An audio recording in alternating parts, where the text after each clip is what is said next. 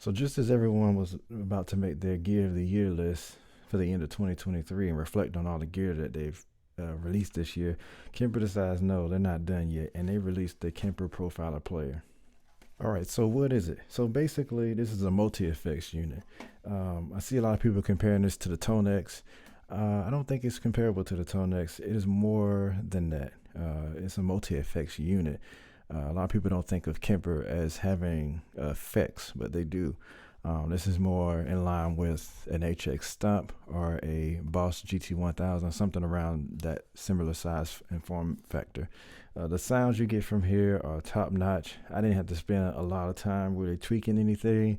It's pretty much already ready for me to go with the pre-installed sounds. Now, I think if you're going to use this unit, it's more beneficial to use the computer app versus the mobile apps, because the mobile apps only allow you to use the ones that are pre-installed onto the Kemper Profiler Player.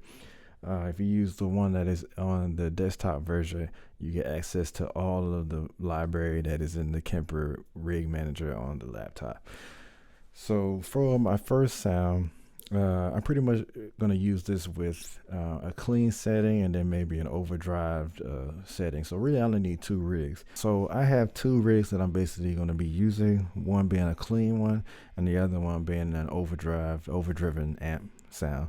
So for my clean amp, I'm using a Dumble profile that I found on the Rig Manager, and it sounds like this.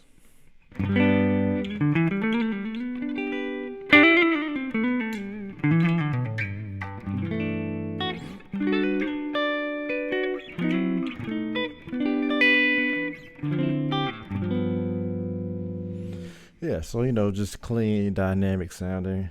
All right.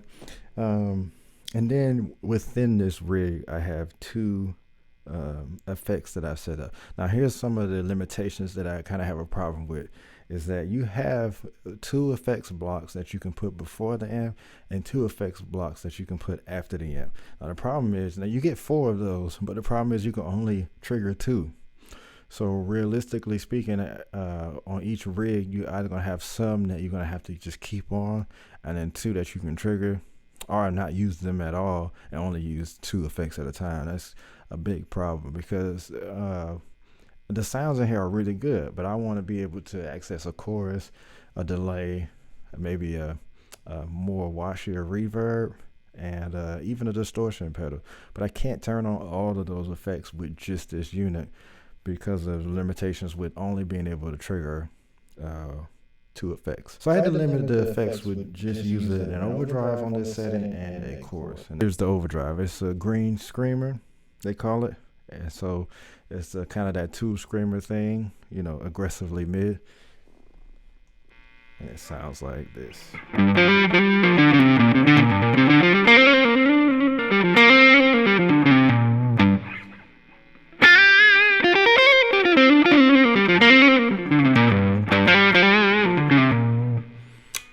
On the bridge pickup,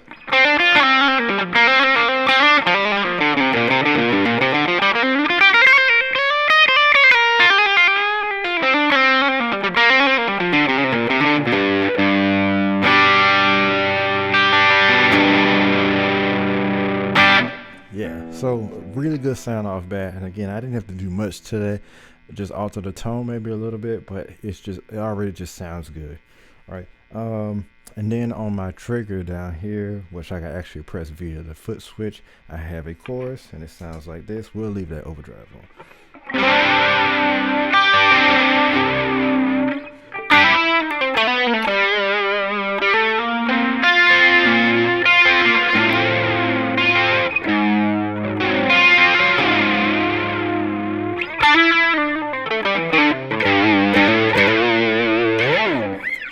Yeah, so that's the chorus sound.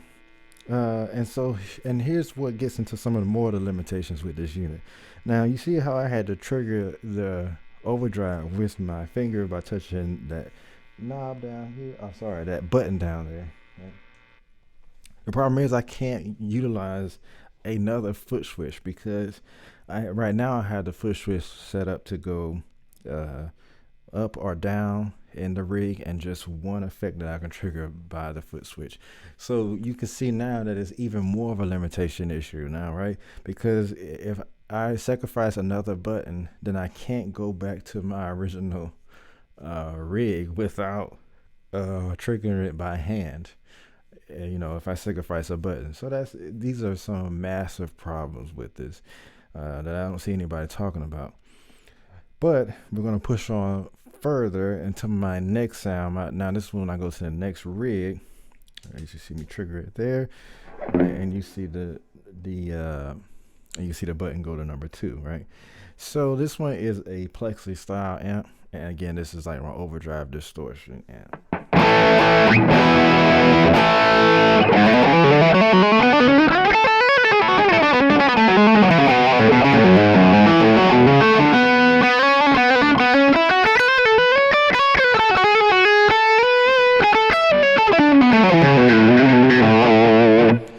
Yeah, so again, I think that sounds good pretty much off the bat.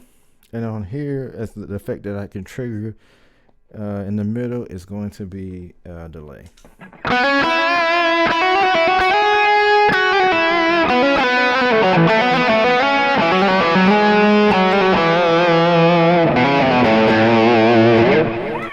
Yeah, so again, these sounds are really good.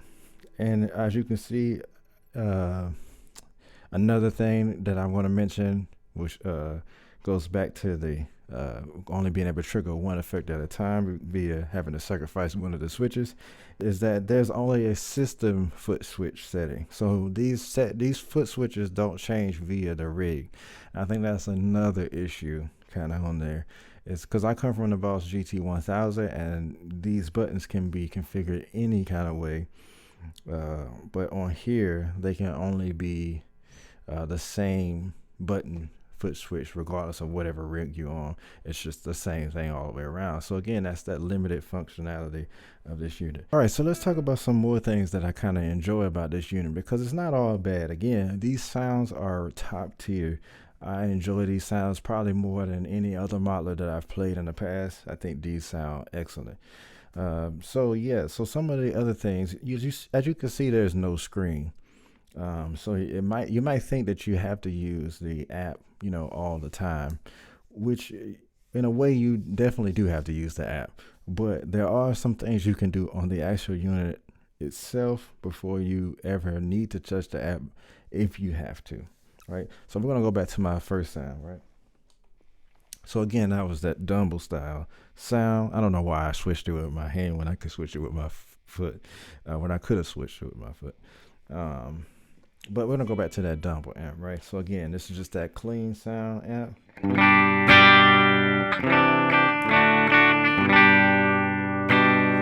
Now I'm gonna go back to that green screamer sound that I had.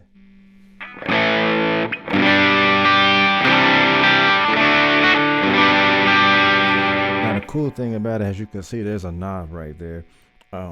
This knob can actually serve 2 functions. So as of now, it is set up to control the drive. As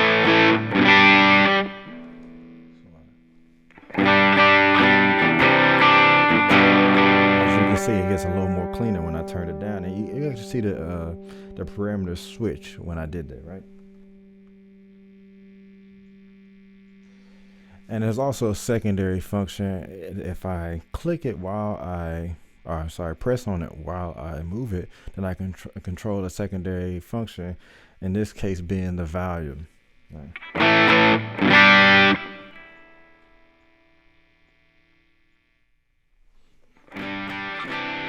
And as you can see, it's gotten a lot quieter. So again, there's a lot of things you can just do on this unit itself without ever having to go to the app. So don't think that, you have to use the app 100% of the time. You can pretty much get most of the things you're probably going to do done with just the unit itself. And then those functions carry over on all the different effects that you may use. They all affect different parameters. On my chorus, it's going to affect the rate and the depth. On delays, it's going to affect the delay time and the mix. So really cool functions. The gain, we can control the noise gate, because right now you can hear a little bit of noise, right? So if I click it while I move that, it's going to affect the noise gate. Maybe we can get some of that noise out. Yeah, and now it's going, right? So yeah, so some cool functionality there. Last major issue that I want to point out is the routing.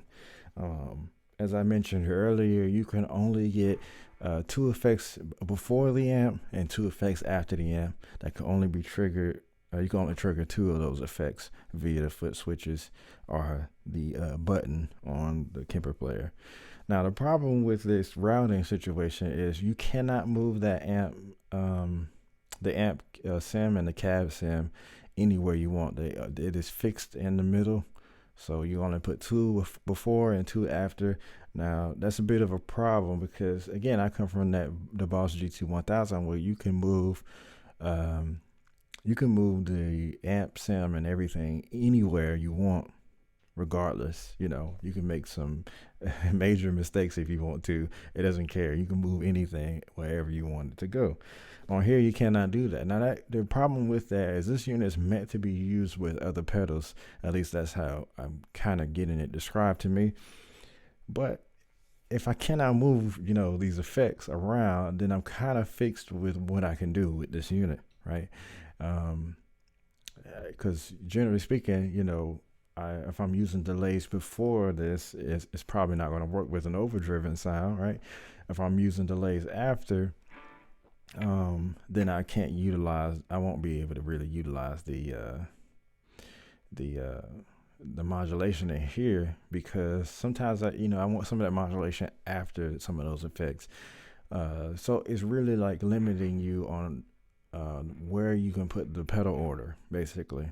I believe that they're going to be releasing some updates to this unit, with some more functionality with the buttons and some more functionality maybe with the sounds and whatnot. And I'd be really interested to see what they do with that, because right now this unit could be, the best one on the market, but because of the routing issues, because of the button functionality issues, right now it sits pretty much maybe on par, if maybe even lower than some of the other ones on the market, just because if I'm integrating this in the pedal board, it's really gonna limit me. And I even mentioned that the fact that there's a XLR that is mono, and then there is a stereo 1/4-inch jack out, and that's another issue, because if I can't utilize that DI monitor out if I'm using other pedals before or after. But if I'm using other pedals after it, right, I can only use the monitor 1/4-inch outs on this unit. So there's just some major irks about this. Another one being is the expression pedal. The expression out is only 1 jack, and that jack can be used for your volume/wah. But again, the order to use, so the volume happens automatically if you push a expression pedal in there. But the wah cannot be triggered unless you again sacrifice another button. So that creates another issue with that. And then with it being only 1, I could use only an expression pedal, or I can use a dual button foot switch, and that can I can use that to control most of the parameters, like a delay or a tap tempo, or rig up and down, bank up and down. I can utilize that to do that, but then I'm sacrificing not having an expression pedal. So it's just some kind of issues with that I wish that they had made maybe 2 expression pedals, 2 expression outs, and they should have made you should have been able to use the routing any way you want. So it's just some of those issues. Cannot be stated enough that the sounds in here are really top notch, and some of the best that I've heard on this unit. So I'd be interested to see what they do. They're probably going to release some updates probably around NAMM time.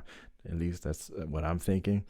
But as of now, I would say hold off on this unit until we get some updates on maybe some of the functionality capabilities, right? So if you enjoyed this, leave a like. And see you in the next one.